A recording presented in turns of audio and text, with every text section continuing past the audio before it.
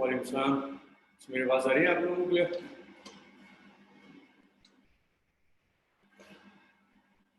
वालेकुम सलाम। अच्छा, इको कर रही है कि आवाज बहुत ज्यादा?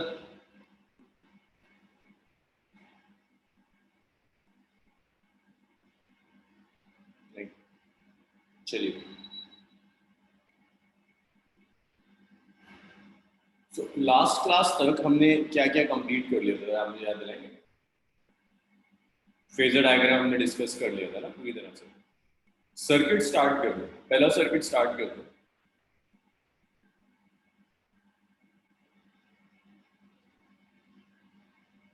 AC circuit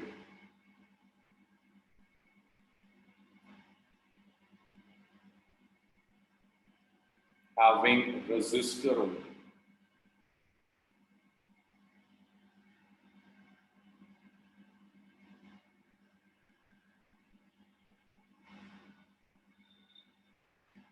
so AC circuit चाहिए या सिर्फ और सिर्फ रजिस्टर कनेक्टेड होगा? सो आपने एक रजिस्टर लिया,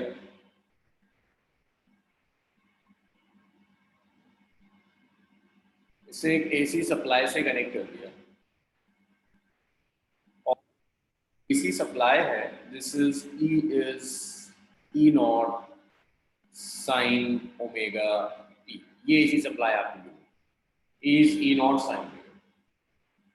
देखो, सर्किट सॉल्व करने का यहाँ मतलब क्या है? आपको ईएमएफ दिया, आपको करंट चाहिए।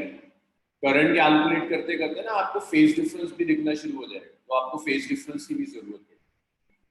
पावर कैलकुलेट करती होगी, फेजर डायग्राम ड्रॉ करना होगा। ये मतलब होता है एसी में सर्किट सॉल्व करना। तो अगर मैं आपको एक रजिस्टर दे रहा हूँ, आप उससे एक ईएमएफ कनेक्ट कर दिया, तो करंट जो होगा ना सर्किट में,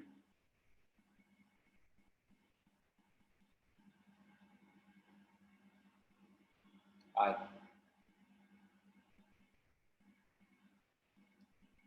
current is the ratio of EMF and resistance. EMF और रेजिस्टेंस का जो रेशियो होगा उसको करंट कहेंगे। ईएमएफ को आप लिख सकते हैं E not sine omega T divided by R. अब देखो, ये जो ईएमएफ बाय रेजिस्टेंस होता है, भाई ओम्स लॉ यही तो कहता है कि करंट होता है voltage by resistance. EMF by resistance current होगा, बट ईएमएफ की ई नॉट का क्या मतलब होता है? कौन सी वैल्यू है ई नॉट? ये बताओ, ई नॉट ईएमएफ की कौन सी वैल्यू है? किस वैल्यू को हम ईएमएफ की ई नॉट कहते हैं? Peak value. तो ये जो ई नॉट बाय आर है ना, ईएमएफ की पीक वैल्यू को रेजिस्टेंस से डिवाइड कर रहे हैं, तो आपको करंट की भी पीक वैल्यू मिलेगी। इसे भी याद रखिएगा, अगर आप ईएमएफ की पीक वैल्यू को तो आपको करंट की भी पीक वैल्यू मिलेगी। ई नॉट बाय आर को आप आई नॉट कह सकते हैं। तो आप इसे लिख सकते हैं कि आई होगा I not sine omega T. I is I not sine omega, ये करंट की equation, I not sine omega. अब अगर करंट की इक्वेशन आ गई आपके पास, तो अब देखिए, इसको मैं कहता हूं ईएमएफ की इक्वेशन 1। ये पीक वैल्यू ऑफ करंट था 2, इसे मैं कहता हूं 2, इसे कह देते हैं, इसे 3 कह देते हैं।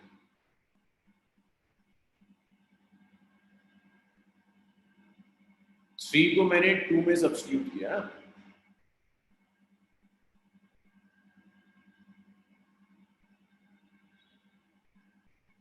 3 को 2 में सब्स्टिट्यूट किया। जब 3 को 2 में सब्स्टिट्यूट किया तो ये आया आई नॉट साइन ओमेगा।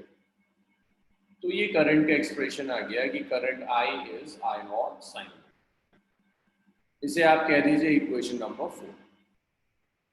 अब इक्वेशन नंबर 1 और इक्वेशन नंबर 2 से आप फेज डिफरेंस डिसाइड कर सकते हैं। देखिए, यहाँ ईएमएफ का फेज है ओमेगा टी, करंट का फेज है ओमेगा टी।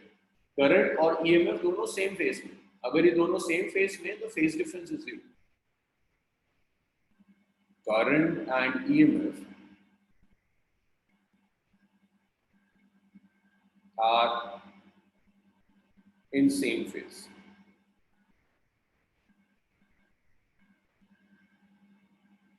सो दोनों चीजें, करंट भी और ईएमएफ भी दोनों सेम फेज में, सो फेज डिफरेंस इज 0।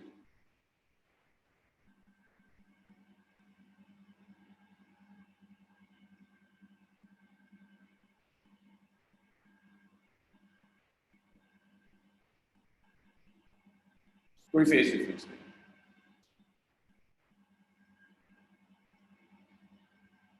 सो आपको यहां से फेज कैलकुलेशन शुरू हो जाती है, फेज डिफरेंस इज 0। तो आप कह सकते हैं यहाँ जो फाई होगा, that phi is equal, current और ईएमएफ दोनों सेम फेज में, कोई फेज डिफरेंस नहीं, phi is, that is equation number 5। अब अगर आप फेज भी 0 आ गया, एक और चीज वो कैलकुलेट करवाता है, कहता है फेजर डायग्राम ड्रॉ करो। डायग्राम में जी है, जिशान नहीं समझ में आया मेरे, एक और बताओ क्या कह रहे हो।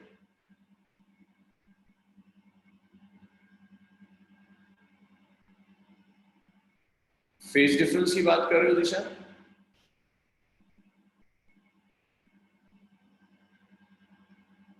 अच्छा, नहीं नहीं जी नहीं है, बस ये वेव्स ही बना देते हैं, ऐसे वेव बना देते हैं जिशान।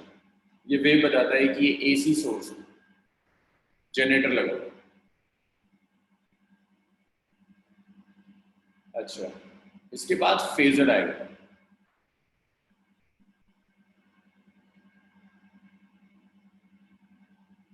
अब देखिए करंट और ईएमएफ दोनों सेम फेज में, जब आप फेजर डायग्राम ड्रॉ करेंगे,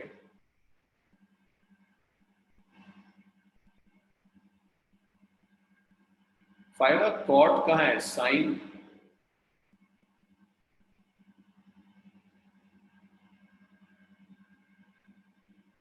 ओमेगा टी। अब जब आप फेजर डायग्राम ड्रॉ करोगे, ओमेगा एफ एज ओमेगा,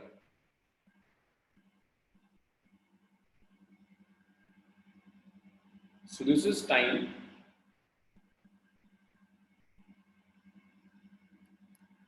पहले फेजर डायग्राम ड्रॉ करते हैं ईएमएफ के लिए, EMF is E not sine omega T, EMF का फेजर डायग्राम ये हो गया। ये ईएमएफ की पीक वैल्यू है और ये हॉरिजॉन्टल के साथ कुछ एंगल ओमेगा टी बना, ये फेजर डायग्राम है ईएमएफ का। अगर आपको करंट का फेजर डायग्राम चाहिए, तो देखिए करंट भी सेम फेज में, I is I not sine omega T, तो फेज तो सेम रहेगा, मैग्नीट्यूड्स अलग अलग हो सकते हैं। मैं मान लेता हूं कि करंट का मैग्नीट्यूड ईएमएफ के मैग्नीट्यूड से कुछ कम है, तो ये फेजर डायग्राम हो गया। फेजर डायग्राम देखते ही पता चल रहा है कि ईएमएफ और करंट एग्जैक्टली सेम डायरेक्शन में, मींस दोनों सेम फेज में, इन दोनों में कोई फेज डिफरेंस नहीं। ये फेजर डायग्राम। फेजर डायग्राम के बाद वो आपसे कहता है एवरेज पावर। अच्छा, यहां तक क्लियर है सबका, फेजर डायग्राम तक?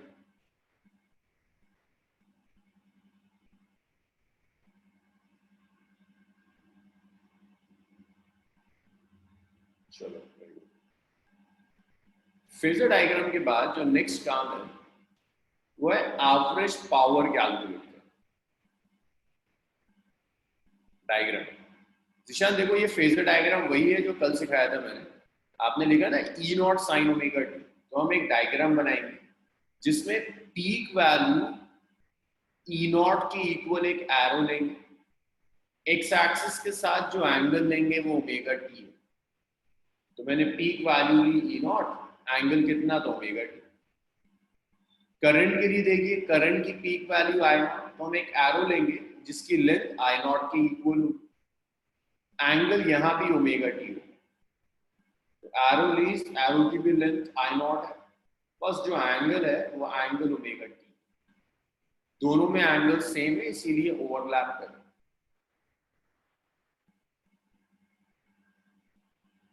कल सिखाया था ना फेजर डायग्राम की, हम एक एरो लेते हैं, एरो की लेंथ पीक वैल्यू की इक्वल लेते हैं, एक्स एक्सिस के साथ इंक्लिनेशन उसकी फेस की इक्वल लेते हैं। तो यहाँ फेस ओमेगा टी है दोनों की, तो दोनों एक्स एक्सिस के साथ ओमेगा टी एंगल। अब देखिए एवरेज पावर डिसिपेट, तो जब आप एवरेज पावर डिसिपेटेड लोगे, P average, it's E R M S, I R M S. तो जो एवरेज पावर डिसिपेटेड है that's E R M S I R M S into cos phi. ये formula average power का हम बिल्कुल last में derive करेंगे, इसकी अभी फिक्र मत कीजिएगा कि एवरेज पावर का फॉर्मूला कैसे कैलकुलेट होकर आता है, E R M S I R M S cos phi, इसे हम लास्ट में डिराइव करेंगे। यहाँ जो फाई है उस फाई देखो, फाई कितना है, फेज डिफरेंस जीरो, फाई को जीरो रखते हैं। तो यहाँ पर जो एवरेज पावर डिसिपेटेड होगा, that average power dissipated is ERMS, IRMS, cos 0. Cos 0 is 1. Average power dissipated होगा ERMS multiplied by I. चलिए इतना लिखिए।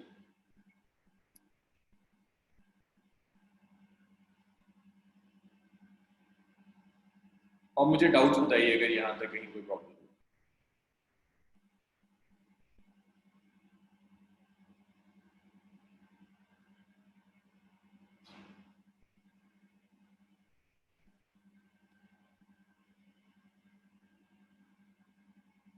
अच्छा शाहीन, अगर हम इलेक्ट्रिसिटी में करंट इलेक्ट्रिसिटी भी हमने पढ़ा था, तो एवरेज पावर का फॉर्मूला होता था वोल्टेज मल्टीप्लाइड बाय करंट। जब आप एसी में एवरेज पावर डिराइव कराएंगे, तो मैं अभी डिराइव नहीं करा रहा एवरेज पावर कितना है, मैं डायरेक्ट रिजल्ट यूज कर रहा हूँ कि वो डिराइव कर कर इतना आता है, average power dissipated is E R M S into I R M S. जैसे करंट में होता है voltage into current, E R M S into I R M S. बस एक कॉस फाई टर्म एक्स्ट्रा आने लगी, जिसमें फाई आपका फेज डिफरेंस है। हर सर्किट में फेज डिफरेंस अलग होगा, यहाँ फेज डिफरेंस जीरो है, सो इट्स कॉस जीरो। शायद इसकी डेरिवेशन बिल्कुल एंड में करेंगे।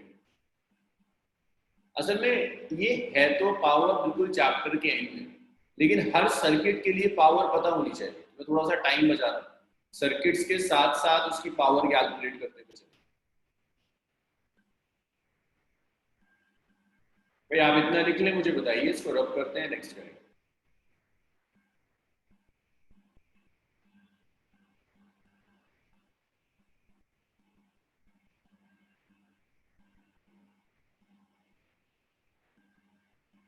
इतना लिखिए सब भाई, सबका हो जाए मुझे बताना, इसको रब करते हैं।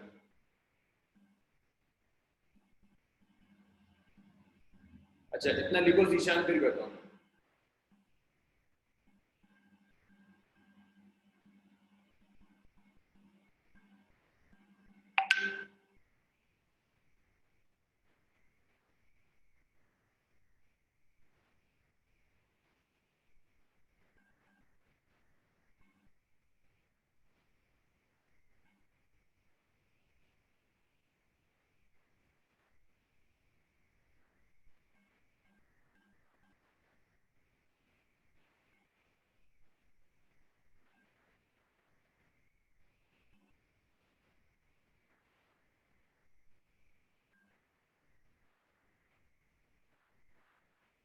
हाँ जीशान देखिए, एवरेज पावर का,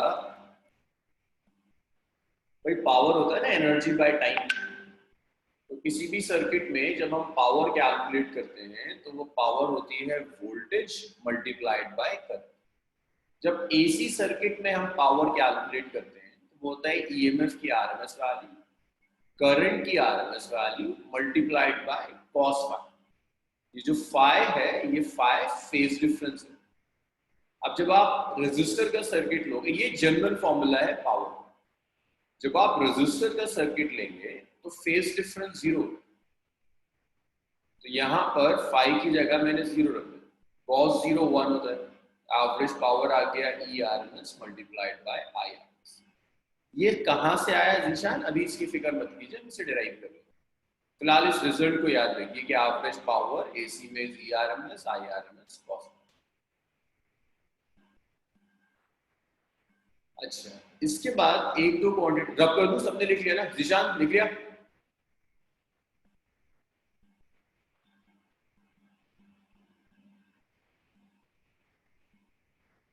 चलो, इसके बाद वो आपसे कहता है साइन पावर फैक्टर कैलकुलेट कीजिए।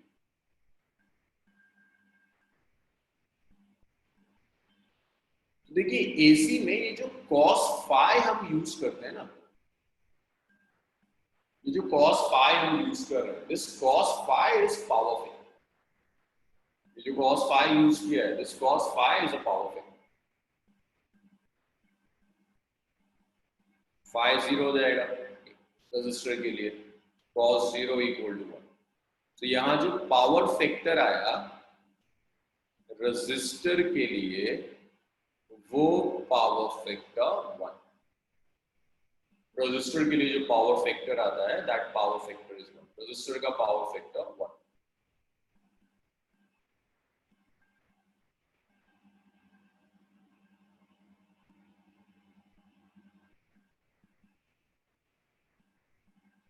पावर फैक्टर के बाद आपको साइन कर्व ड्रॉ करना है।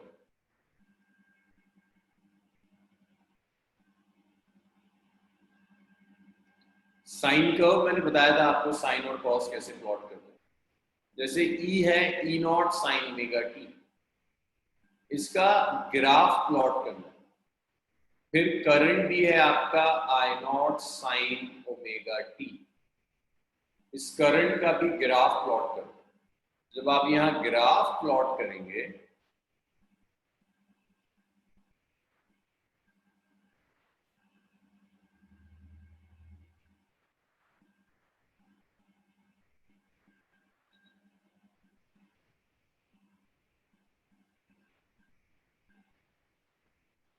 ये ईएमएफ वैल्यू है, ये ग्राफ ईएमएफ के लिए है।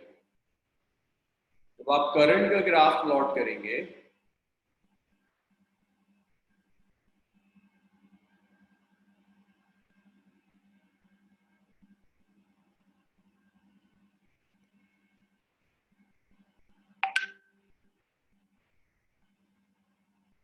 ये करंट के ग्राफ है। दोनों की पीक वैल्यूज अलग अलग, बट चूंकि दोनों ही साइन है तो दोनों का पैटर्न एक ही हो।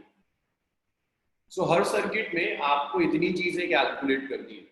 पहला पीक वैल्यू ऑफ करंट, फिर equation of current, phase difference, phasor diagram, average power, power factor और ये साइमल्टेनियस साइन। इसे ड्रॉ कर लीजिए, देखते हैं इसमें क्वेश्चंस कैसे आते हैं।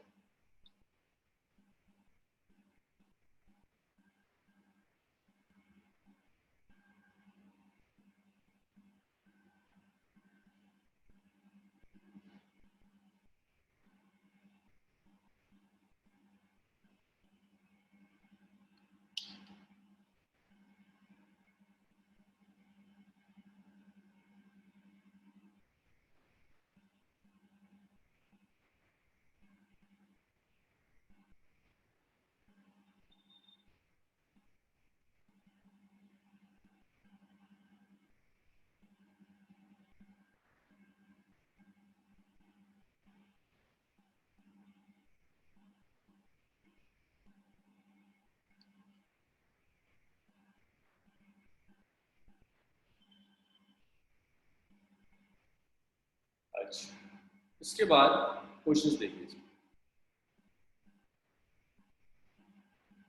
A resistor of 10 ohm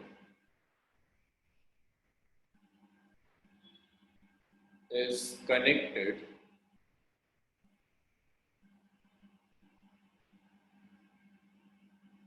to an AC supply. E is 20 sine 314. Calculate first part. Peak value of current.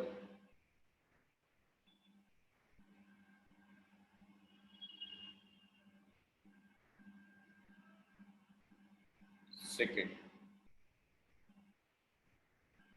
RMS value of current. Third, equation of current.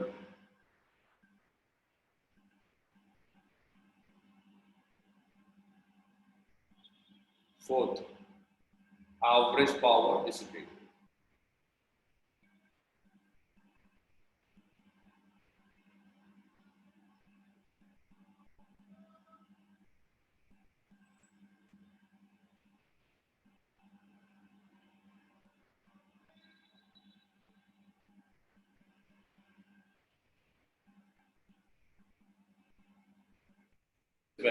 Peak value of current के लिए जो relation था, peak value of current क्या होगा? Peak value of EMF divided by resistance. EMF की peak value कितनी है? Compare करो 20। रेजिस्टेंस कितना है? 10 ओम। आई नॉट कितना हो जाएगा? E not by R, study by 10 which is 2R।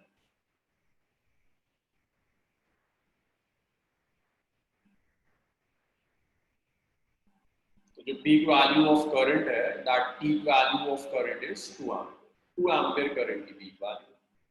Current की पीक वैल्यू के बाद आपको करंट की आरएमएस वैल्यू चाहिए। तो यहाँ जो करंट की आरएमएस वैल्यू होगी उसे आप लिख सकते हैं I not by root 2 by root 2।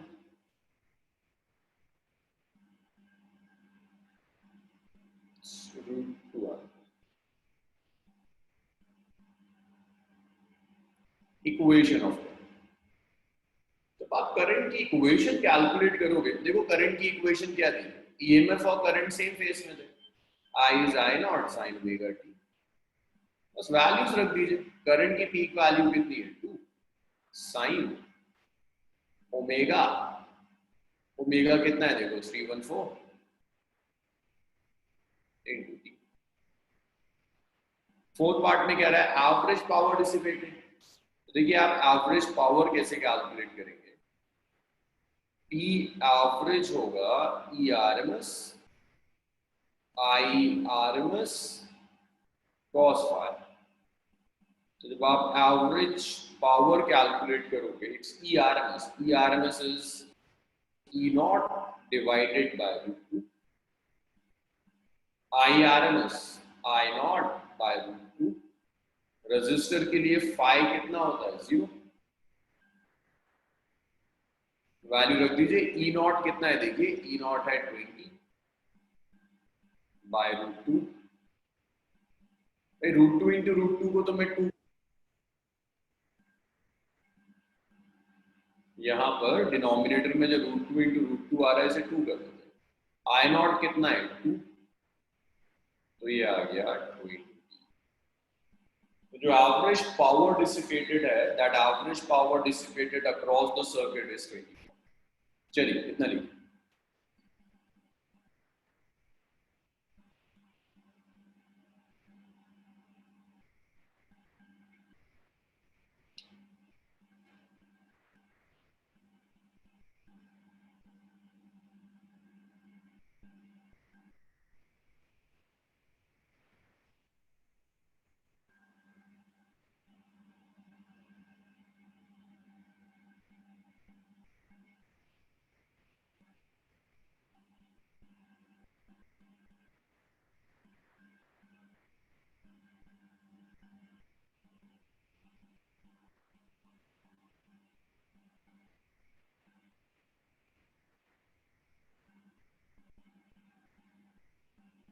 तो इतना लिख लीजिए। तो बताइए नेक्स्ट सर्किट करते हैं।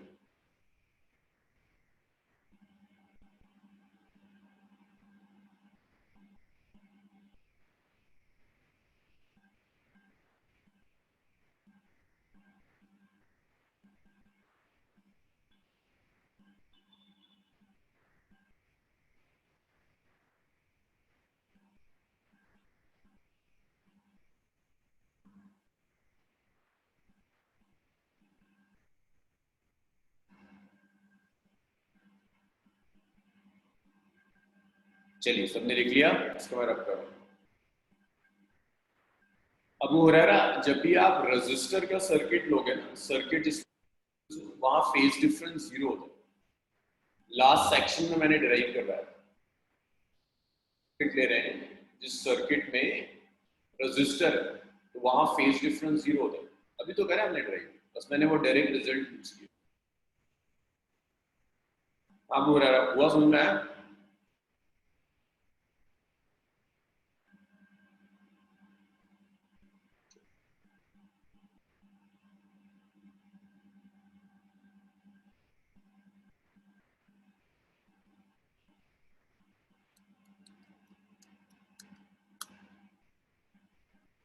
IRMS पूछ रहे हो जीशन?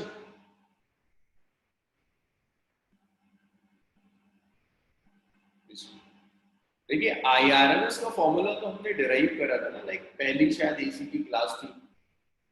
ये तो जनरल फॉर्मूला है IRMS, आई एवरेज जो हमने डिराइव किया था कि IRMS होता है पीक वैल्यू डिवाइडेड बाय, ये IRMS जनरल फॉर्मूला है, हर सर्किट के लिए वैलिड होगा। तो ये IRMS सिर्फ मैं रजिस्टर के लिए नहीं यूज कर रहा, कहीं भी होगा IRMS हमेशा आई नॉट बाय रूट। याद है हमने शुरू यहीं से किया था, एसी इक्वेशन दी थी, उसकी एवरेज वैल्यू लिखी थी हाफ साइकिल 2/पाई आई नॉट होती थी, IRMS लिखा था, आई नॉट बाय रूट 2 आता था, जैसे 0.707 ऑफ आई नॉट। मैंने वो स्टार्टिंग वाले डिस्कशन से उठाया, इट्स आई नॉट बाय। जिशान हुआ, याद आया? RMS average, average for half cycle, बस मैंने वहीं से यूज किया। ओके, रब कर दूं? फोर्थ देखिए, ये एवरेज का एक्सप्रेशन, एवरेज पावर का P average is ERMS IRMS cos phi, ये तो आपको याद करना होगा। अब वैल्यूज देखिए, ERMS जो होता है उसे आप लिख सकते हैं E naught by root two. RMS value of EMF is peak value divided by root 2.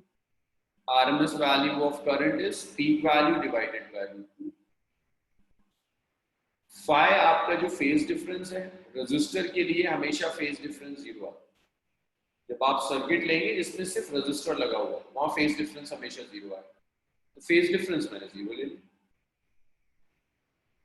अब देखिए E not I not root two into root two को 2 लिख दिया। देखिए ई नॉट कितना दिया हुआ है 20, आई नॉट कितना दिया हुआ है 2, कैंसिल हो गया 20 वॉट। निशान शाहीन हमेशा 0 होगा, हमेशा जब भी रजिस्टर आएगा फेज डिफरेंस 0 आएगा। निशान हुआ फोर्थ पार्ट। फोर्थ में कोई और परेशानी आ रही तो निशान बताओ मुझे, कहां परेशानी आ रही?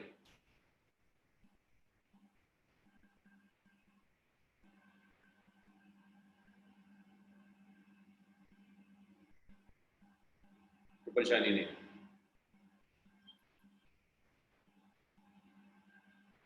रूट टू, भाई जिशान ये तो हमने पहले डिराइव करा हुआ है, जिसे मैं यूज कर रहा हूँ।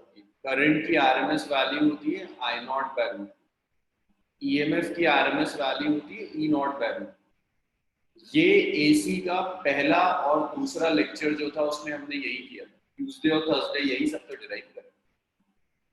ट्यूसडे और थर्सडे जो डेरिवेशंस करी है उसमें यही डिराइव करा, उसी को मैं यहाँ यूज कर रहा हूँ।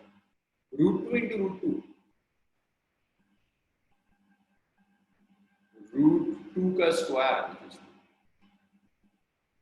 Root two into root two का स्क्वायर हो जाएगा ना, स्क्वायर से रूट कैंसिल हो जाएगा। चलो अब इसको रब कर देते हैं। एक मुझे और करके दिखाओ।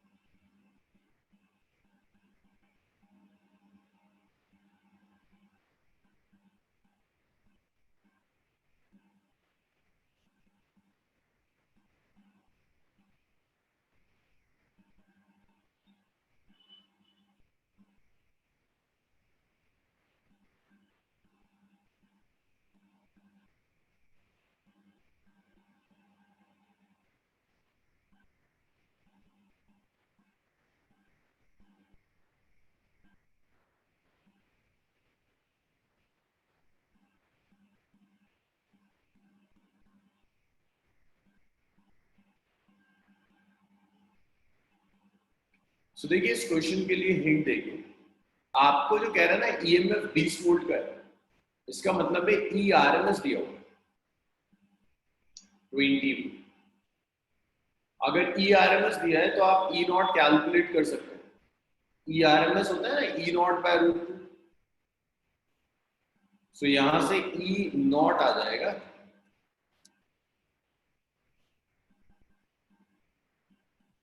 RMS into root. तो यहां से ई नॉट मिल जाएगा, where E naught is E R M S multiplied by root. Frequency आपको गिवन है 50 हर्ट्ज। एंगुलर फ्रीक्वेंसी आ जाएगी 2 पाई न्यू,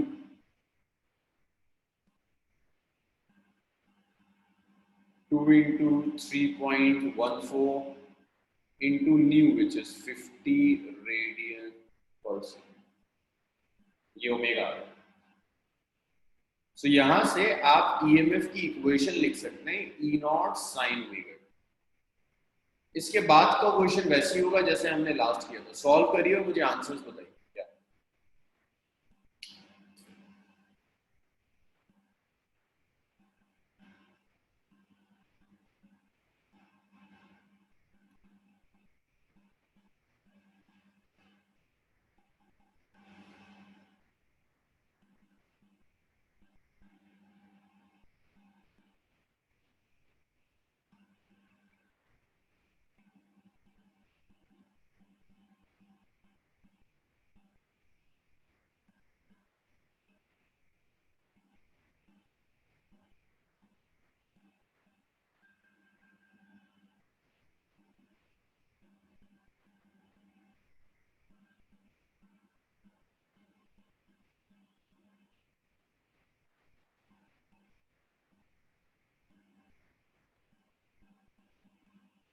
सॉल्व करिए और आंसर बताइए।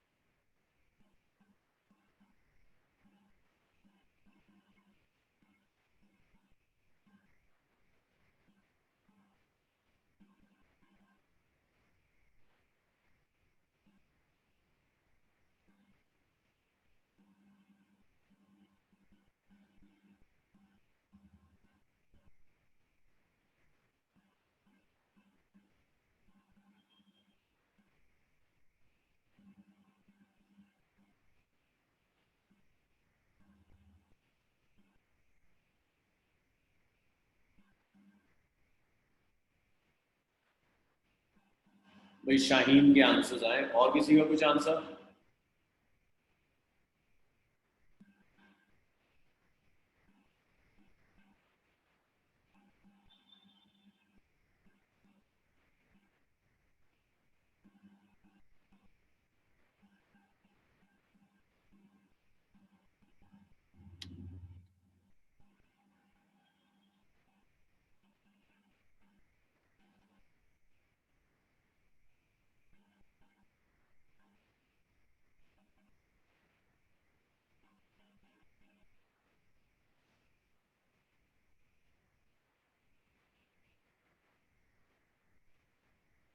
ये अब तो बिल्कुल वैसी है जैसे लास्ट न्यूमेरिकल था।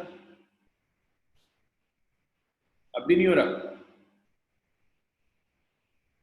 ई नॉट है E R M S root 2। E R M S की वैल्यू रख दो यार, 20 रूट 2 आ जाएगा।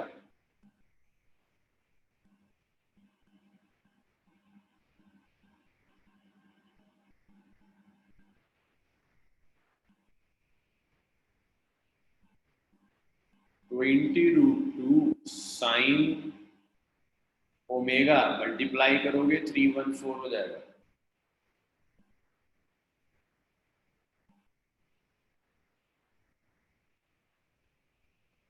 ये तो फर्स्ट पार्ट हो गया। फर्स्ट पार्ट में ई नॉट कितना है 20 रूट 2।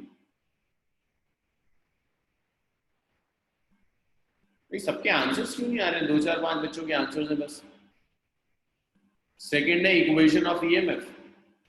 देखो इक्वेशन ऑफ ईएमएफ लिखी हुई है, ये रही, सब तो मैंने हिंट में बता दिया। 20 √2 sign 314t।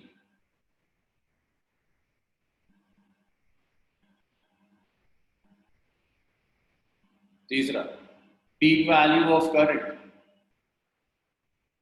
Peak value of current is peak value of EMF by resistance. Peak value of EMF is 20 √2 by resistance. Resistance कितना है? Resistance है 20 ohm.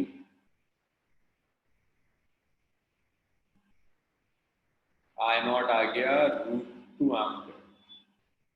Fourth part, equation of current. Current की इक्वेशन है I not sine omega T. So I not is √2 sin omega t sin 314t। Fifth पूछ रहा है average power.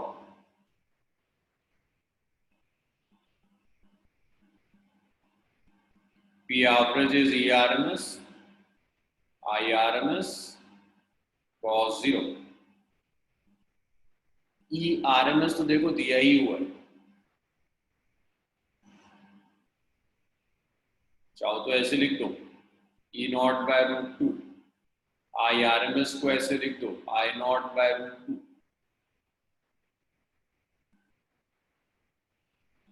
E naught की value रख दो, E नॉट कितना है आपका 20 √2 बाय √2। I नॉट की I नॉट की वैल्यू रख दो, कितना है √2 बाय √2।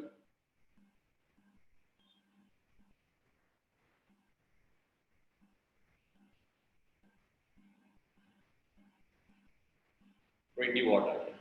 अब इसमें डाउट्स बताइए, काफी लोगों के तो आंसर्स आ गए बिल्कुल सही आ रहे हैं।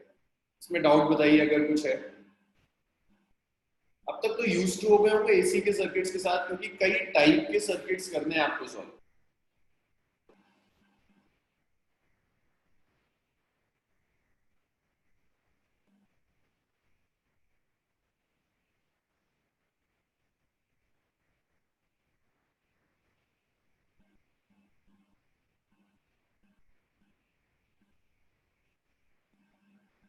जी तुबा, तो एवरेज पावर ही तो कैलकुलेट करिए, P average is ERMS IRMS cos phi.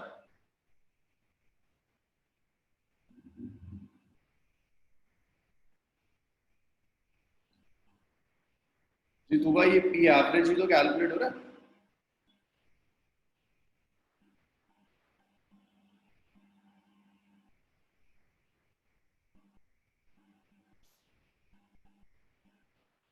Ji average power dissipated और एवरेज पावर तुबा एक ही चीज।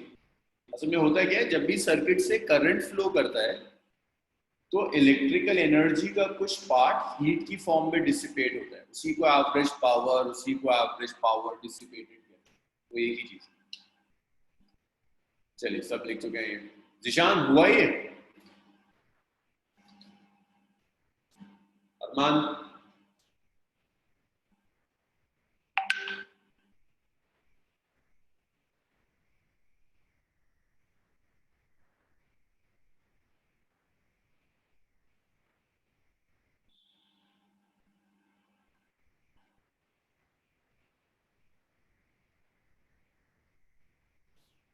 अच्छा जी। नहीं, अब रजिस्टर के बाद नेक्स्ट सर्किट देखो। अच्छा, नेक्स्ट सर्किट में इंडक्टर होगा, जरा कुछ चीजें इंडक्टर की याद कर लो। भाई इंडक्टर पढ़ाया था आपको मैंने इलेक्ट्रोमैग्नेटिक इंडक्शन में, कि अगर एक इंडक्टर है, इंडक्टेंस इज, इस इंडक्टर में जो ईएमएफ इंड्यूस होता है ये होता है -L/di/dt। और आपने इंडक्टर लिया जिसका इंडक्टेंस L है, तो वहां जो ईएमएफ इंड्यूस होगा दैट्स -L/di/dt। ऐसे हम इंड्यूस्ड ईएमएफ निकालते हैं इंडक्टर। ये लिख लीजिए अगर आप भूल गए, इसकी जरूरत पड़ेगी।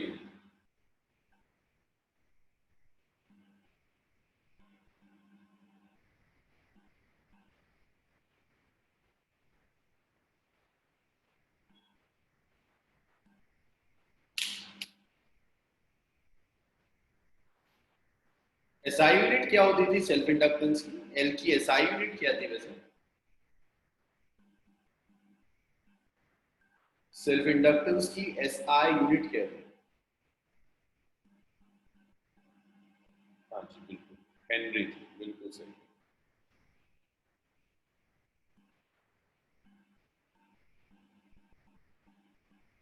हेनरी थी एसआई। सो देखिए, मुझे एक एसी सर्किट लेना है, AC circuit having inductor.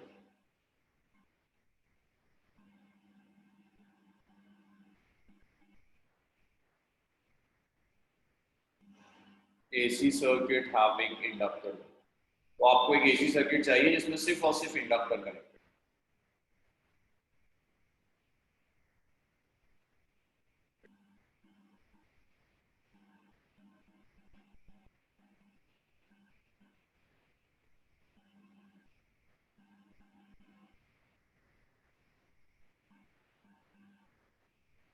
Inductor लिया और इससे ईएमएफ कनेक्ट कर दिया, ई नॉट साइन। अब देखिए, इंडक्टर रेजिस्टर तो नहीं है, तो यहां करंट रेजिस्टर में आता है ना, वी बाय आर करके। तो यहां करंट ऐसे नहीं आ सकता है कि ई बाय एल कर दो और करंट आ जाए। करंट ऐसे नहीं आएगा। करंट निकालने के लिए थोड़ी लंबी कैलकुलेशंस करनी। ये समझ में आया कि रेजिस्टर में तो करंट बहुत आसानी से निकाल लिया था, ईएमएफ को रेजिस्टेंस से डिवाइड कर दिया था, करंट आ गया। यहाँ कोई रेजिस्टेंस नहीं है। या आप ऐसे नहीं कर सकते कि ईएमएफ को एल से डिवाइड कर दें और करंट आ जाए, ऐसे नहीं आएगा। करंट निकालने के लिए हम किरचॉफ वोल्टेज लॉ यूज करें।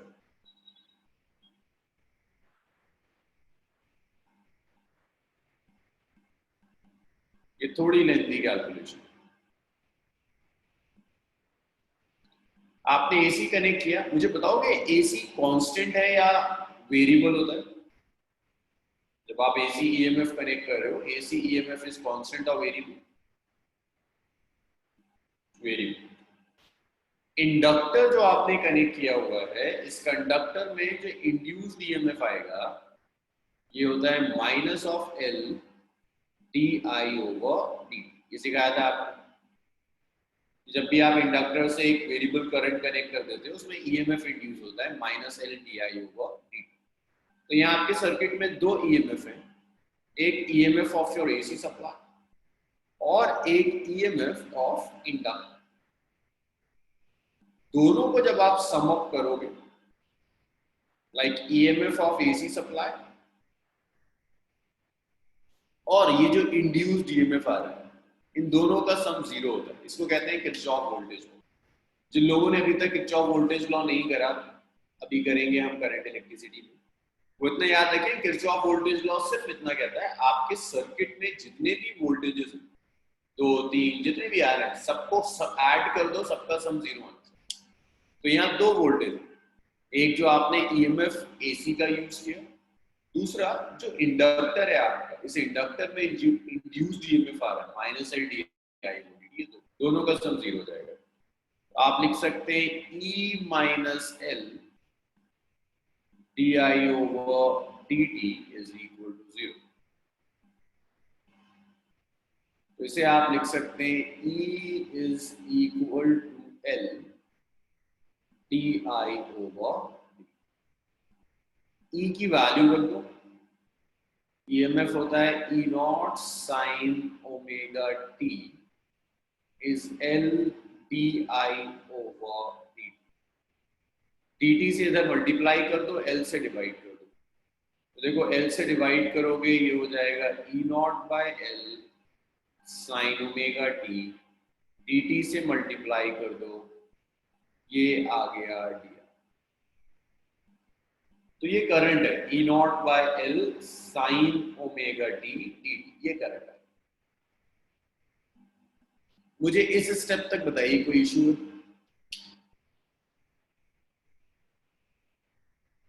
यहां तक क्लियर है सबका?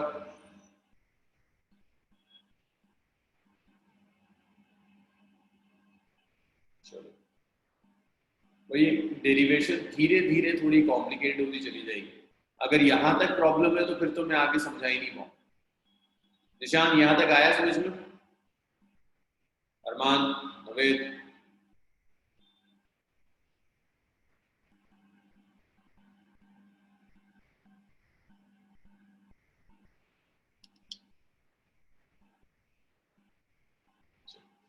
अब इसके बाद आपको सिर्फ इतना सा काम करना है, ये तो डी आई आया ना, करंट डी टी टाइम, आपको टोटल करंट चाहिए आई।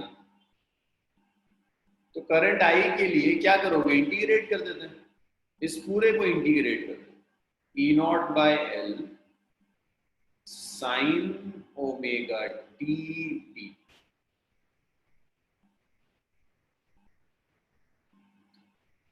अब जब इसको इंटीग्रेट करोगे, दिस इज इंडेफिनिट इंटीग्रेट, यहां लिमिट्स नहीं होती, so E not by L तो देखिए बाहर आ जाएगा, ये बच जाएगा integral of sine omega T D T is equal to R.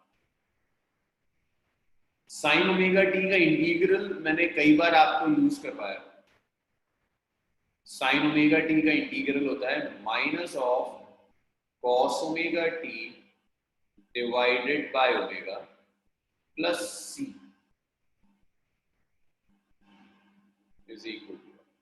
देखिए ये जो इंटीग्रल मैं यहाँ यूज कर रहा हूँ ना, इसे कहते हैं indefinite integral. Indefinite integral means ये वो इंटीग्रल है जिसमें लिमिट्स नहीं, ये वो पर्टिकुलर इंटीग्रल है जिसमें लिमिट नहीं है, यहाँ कोई लिमिट नहीं है, this is indefinite integral, integral without limit.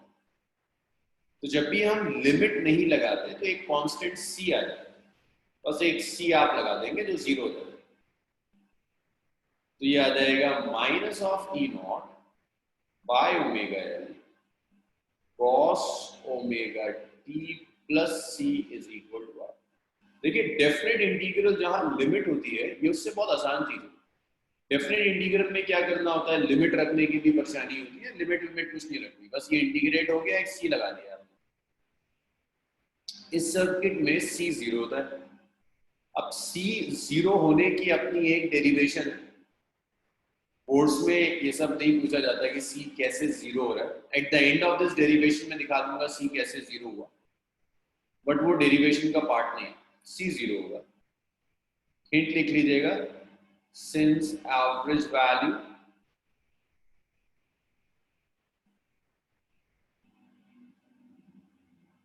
of current for full cycle is,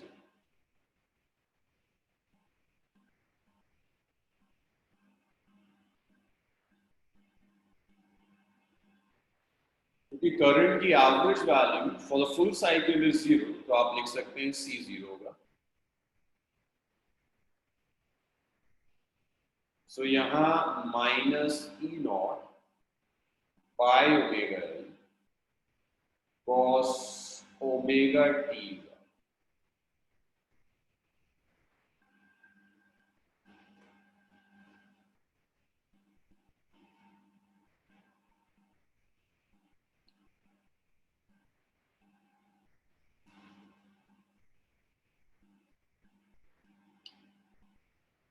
minus E not by omega L cos omega, ये करंट की इक्वेशन। यहां तक बताइए मुझे इसमें अगर कोई परेशानी है, अप टू इक्वेशन नंबर 1।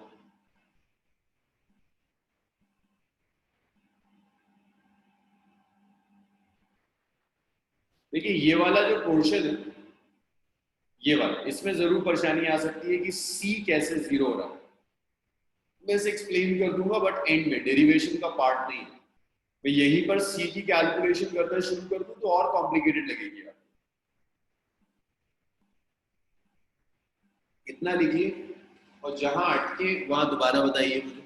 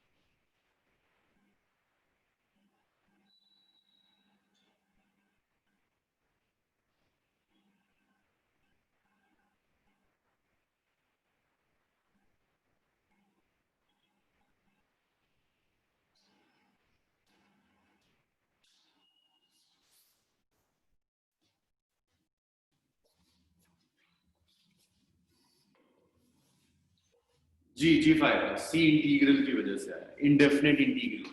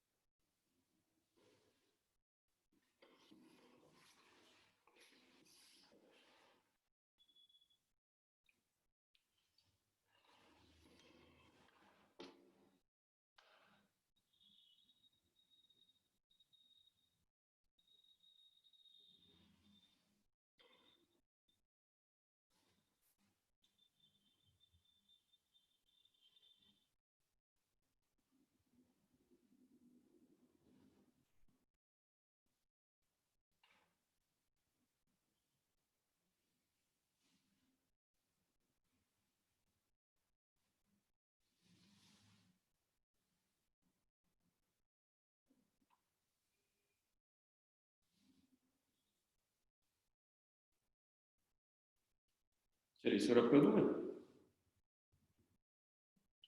हाँ नायला, लिमिट्स न लेने का रीजन है कि हम यहाँ पर किसी टाइम पर करंट नहीं कैलकुलेट कर रहे, मैं करंट की एक इक्वेशन डिराइव कर रहा हूँ जो हर टाइम के लिए वैलिड हो।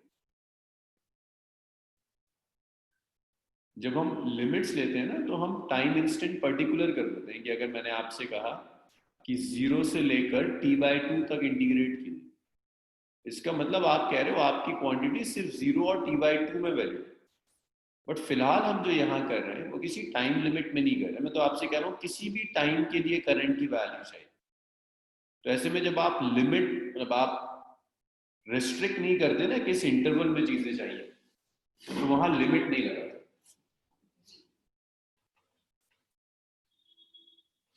अगर मैं यहाँ लिमिट लगा दूं तो मैं रिस्ट्रिक्ट कर रहा हूँ किस इंटरवल, कितने इंटरवल मुझे चीजें चाहिए। अच्छा, अब इसके बाद नेक्स्ट देखिए। सो आपका करंट का एक्सप्रेशन है, करंट आ गया माइनस ऑफ ई नॉट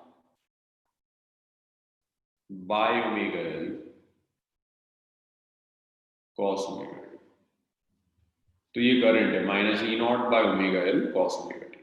अब सिर्फ एक काम और है, इसी तरह से इस कॉस ओमेगा टी को, इसी को हमने फर्स्ट इक्वेशन का साइन में कन्वर्ट कर दिया। तो देखिए ये भी एक ट्रिग्नोमेट्रिक आइडेंटिटी है कि साइन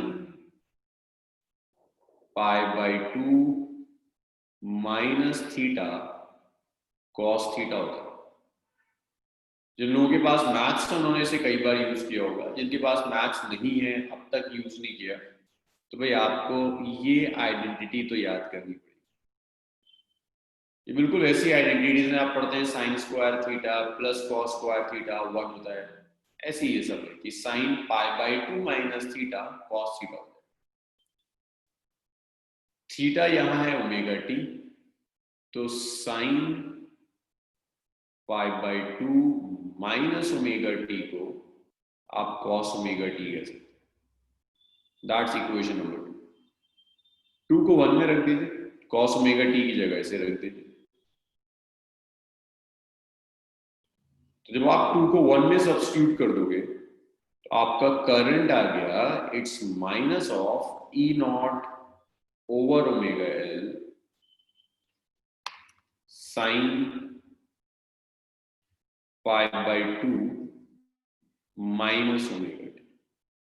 इस माइनस साइन से आप अंदर मल्टीप्लाई करो, ये जो नेगेटिव साइन आया है इस नेगेटिव साइन से आप अंदर मल्टीप्लाई करो। जब आप अंदर मल्टीप्लाई करेंगे तो आई आ जाएगा E not by omega L sine, minus से मल्टीप्लाई कीजिए तो माइनस π/2 प्लस ओमेगा।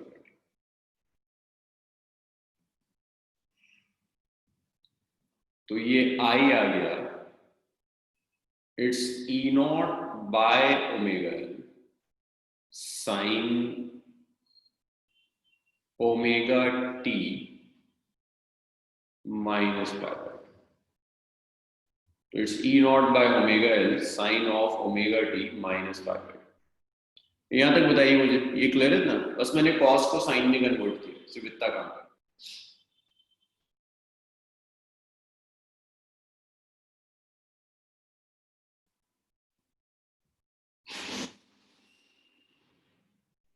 चलिए यहां तक समझ में आ गया। अब एक काम और करना, देखो ई नॉट बाय आर जब आया था उसको हमने आई नॉट कहा था, राइट? चलिए इतना लिखिए, फिर और डिस्कशंस करेंगे। इतना लिख लीजिए।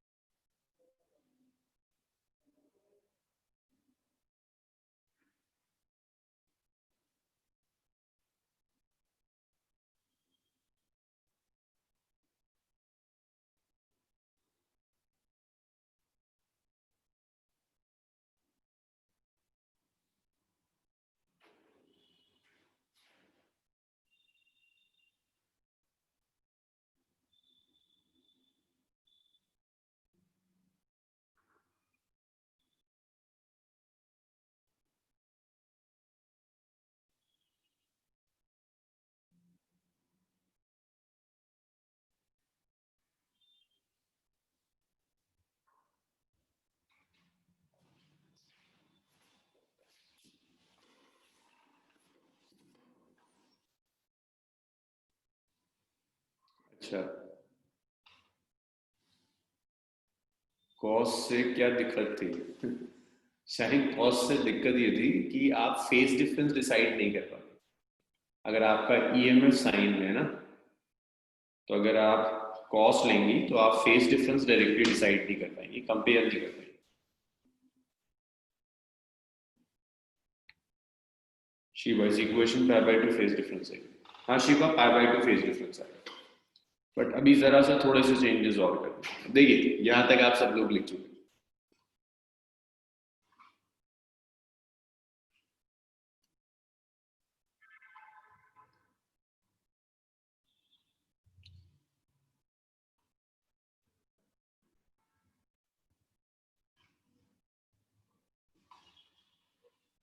अब देखिए यहाँ पर मुझे बता सकते हो उसमें कहीं आई नॉट दिख रहा है आप लोगों को? ढूंढो जरा इस इक्वेशन में कहीं कुछ है जिसे आप आई नॉट कह सकते हो? कुछ ऐसा पूरी इक्वेशन में जिसे आप आई नॉट कह सकते हो कि आई नॉट?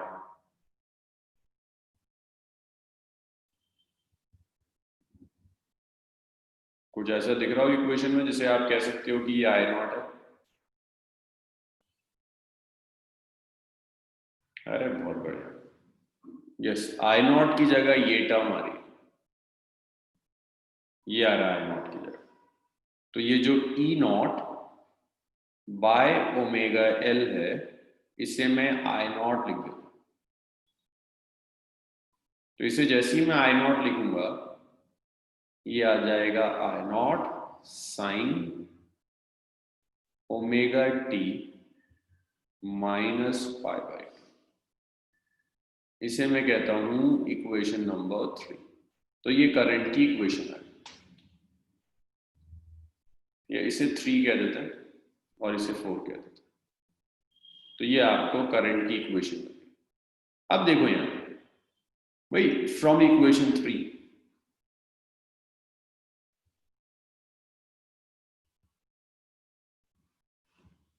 इक्वेशन 3 में ये जो आई नॉट है ये आई नॉट है E not divided by omega L. ये तो है आई नॉट क्या है? E not divided by omega L. ये जो ओमेगा एल है, ओमेगा इंटू एल, इस ओमेगा एल को हम एक्सेल कहते हैं, इंडक्टिव रिएक्टेंस। इसे कहेंगे हम इंडक्टिव रिएक्टेंस। तो देखो इंडक्टिव रिएक्टेंस है क्या चीज?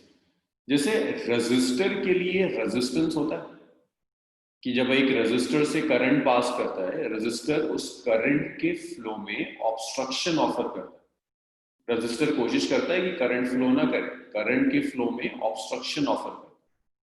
तो जो भी ऑब्स्ट्रक्शन रेजिस्टर ऑफर करता है करंट के फ्लो में, उसे रेजिस्टेंस कहते हैं। बिल्कुल रेजिस्टेंस की तरह इंडक्टर भी करंट के फ्लो में ऑब्स्ट्रक्शन ऑफर करता है। अब वो जो ऑब्स्ट्रक्शन ऑफर करेगा उसे रेजिस्टेंस ना कहकर इंडक्टिव रिएक्टेंस कहते हैं।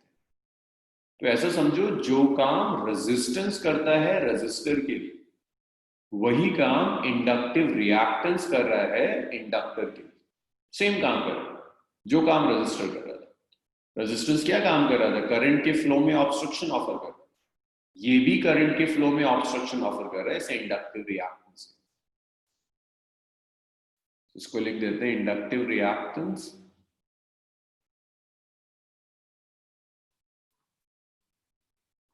is analog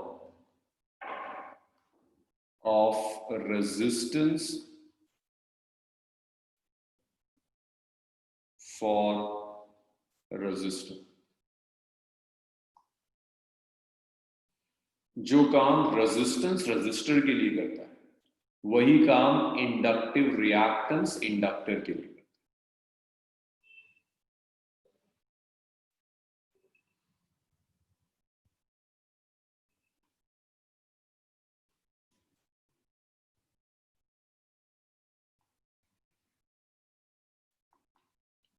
सो अगर बहुत ज्यादा नहीं समझ में आ रहा इंडक्टिव रिएक्टेंस क्या है, जितना देखो रेजिस्टर के लिए जो काम रेजिस्टेंस ने किया, वही काम इंडक्टर के लिए इंडक्टिव रिएक्टेंस करेगा। X L is omega. और यहाँ यूनिट भी सेम होती है, जो रेजिस्टेंस की यूनिट है वही इसकी यूनिट होगी। SI unit of X L is ओम।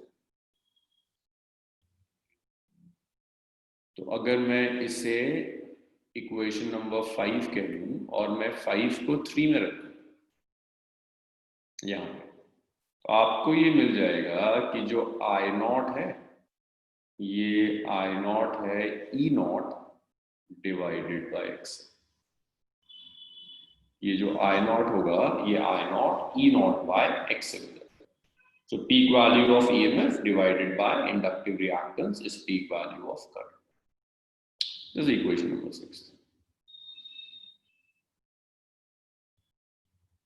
नहीं, इंडक्टेंस तो नाइला अलग क्वांटिटी ना, इंडक्टेंस L है जिसको हम हेनरी में मेजर करते हैं, उसे इंडक्टेंस कहते हैं। तो L और ओमेगा L दो बिल्कुल अलग अलग चीजें। ये इंडक्टेंस है, ये इंडक्टिव रिएक्टेंस है, तो इंडक्टेंस नहीं कह सकते।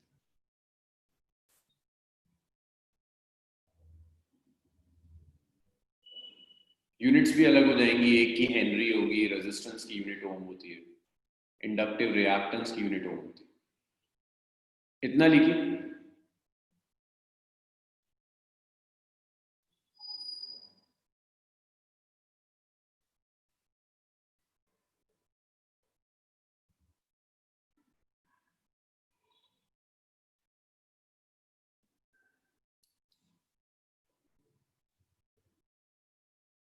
चलिए इतना लिख लिया।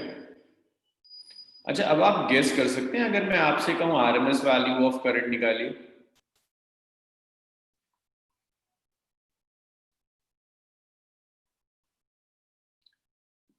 कहीं से डिराइव होकर नहीं आया दिशा, नाम रखा है। यहां जो ओमेगा एल आया ना, एक नई क्वांटिटी डिफाइन कर दी, इस ओमेगा एल को एक्सेल कह दिया, जिसे हम इंडक्टिव रिएक्टेंस कहते हैं। तो ये कहीं से डिराइव होकर नहीं आया, नाम रख दिया कि इस ओमेगा एल का नाम हमने एक्सेल रख दिया, जो कि इंडक्टिव रिएक्टेंस। निशान सिर्फ नाम रखा। यहां तक तो आया था ना, ये ओमेगा एल तो अपने आप पूरा डिराइव कर कर आ रहा था, इसका नाम रखा इंडक्टिव रिएक्टेंस। और ये हमेशा ऐसे याद रखो, जैसे रेजिस्टेंस है रजिस्टर के लिए, वैसे ही इंडक्टिव रिएक्टेंस है इंडक्टर। तो ये आई आर एम एस आ जाएगा, E R M S divided by X. So this is RMS value of current. IRMS is ERMS divided by XL. ERMS by inductive reactance. इतना लिख लीजिए, फिर हम फेज डिफरेंस देखते हैं, फेजर डायग्राम ड्रॉ करेंगे।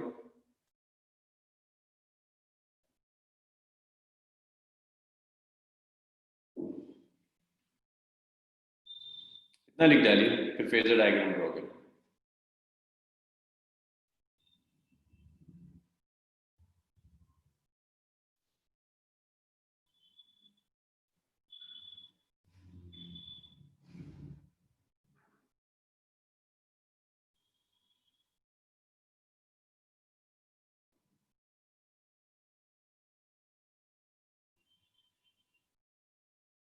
चलिए लिख लिया सबने।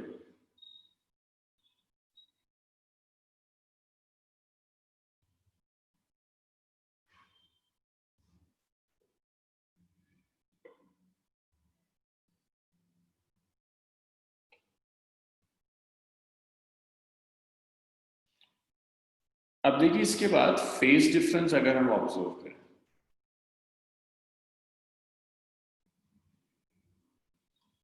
देखिए ईएमएफ की इक्वेशन है E not sine omega T, current की इक्वेशन है I not sine omega T minus pi. EMF is E naught sin omega t, current is I naught sin omega t minus pi by 2। तो दिख रहा है current और EMF अलग अलग faces में, माइनस आ रहा है तो आप लिख सकते हो current lags by EMF by phase difference of pi by 2।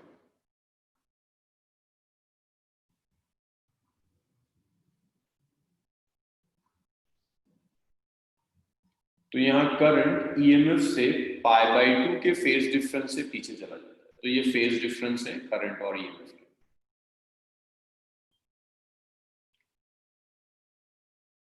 तो आप लिख सकते हैं फेज डिफरेंस कितना आ गया, पाई बाई 2 का फेज डिफरेंस है, फाई इज पाई बाई 2।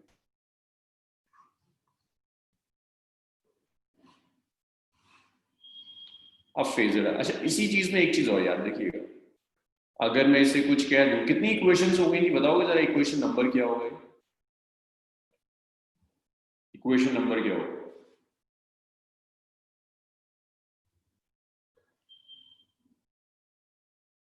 लो, एक 7 कह रहा है, एक 6 कह रहा है, सब जो भी है। इक्वेशन 7 एंड 8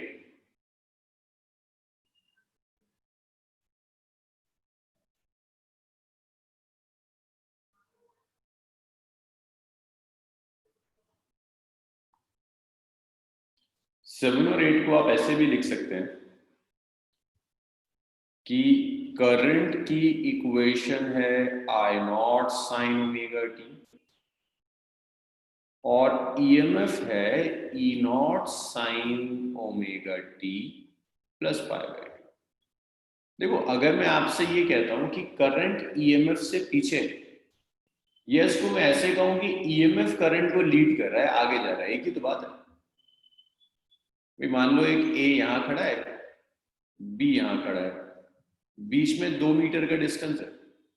मैं ऐसे लिख सकता हूं कि बी ए से 2 मीटर आगे, या मैं ऐसे भी तो कह सकता हूं कि ए बी से 2 मीटर पीछे। बात तो एक ही है, कह रहा हूं बी ए से 2 मीटर आगे है, या मैं लिख दूं कि ए बी से 2 मीटर पीछे।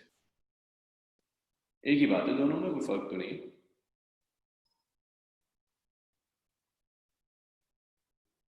साइन ओमेगा टी प्लस पाई। तो दोनों एक ही चीज है, ऐसे भी लिख सकते हैं और ऐसे भी लिख सकते हैं, कोई फर्क नहीं है। ऐसा ना हो कि इंडक्टर के लिए ये दे दे और आप कहें कि गलत है।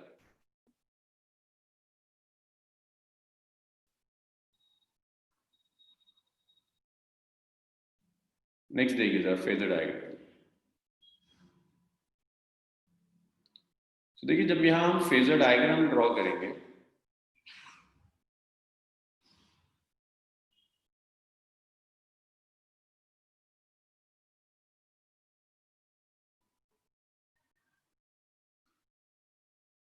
तो ये ईएमएफ है ई नो,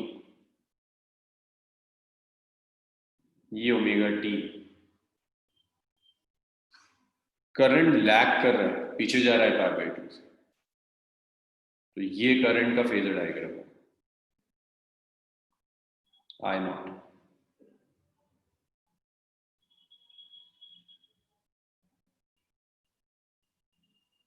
पीछे जा रहा है, पाई बाई टू से पीछे जा रहा है।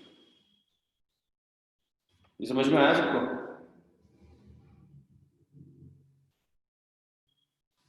ईएमएफ लीड कर रहा है, करंट लैग कर रहा है पाई बाई टू से।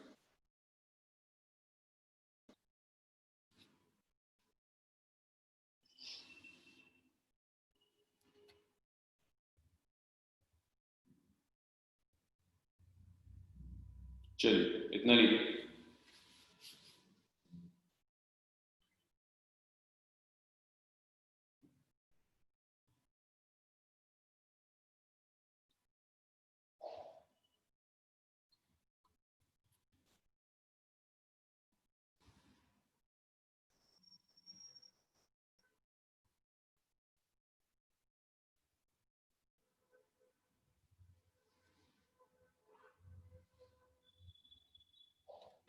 लैग्स मीन्स पीछे जा रहा है,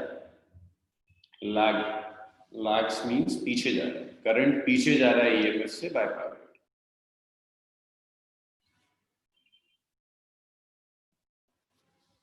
रब कर दूं ये?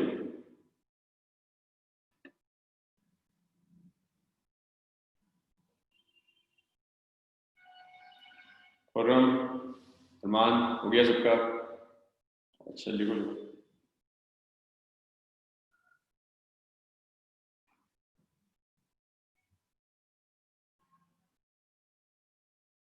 जिशान इतना हो जाए मुझे बताइएगा, सर रब करेंगे।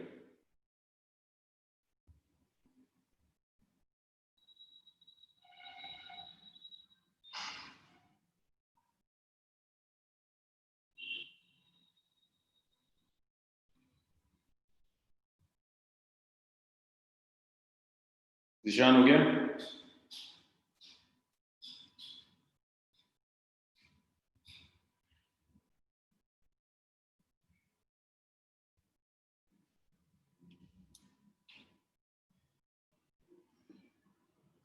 खुर्रम क्योंकि करंट लैग कर रहा है, करंट लैग कर रहा है इसलिए नहीं है, पीछे जा रहा है ना। अगर मैं यहां लेता इसका मतलब होता करंट आगे जा रहा है, करंट पीछे जा रहा है इसलिए नहीं। चलिए आज इसे हम यही छोड़ेंगे, ट्यूसडे को कंटिन्यू करते हैं।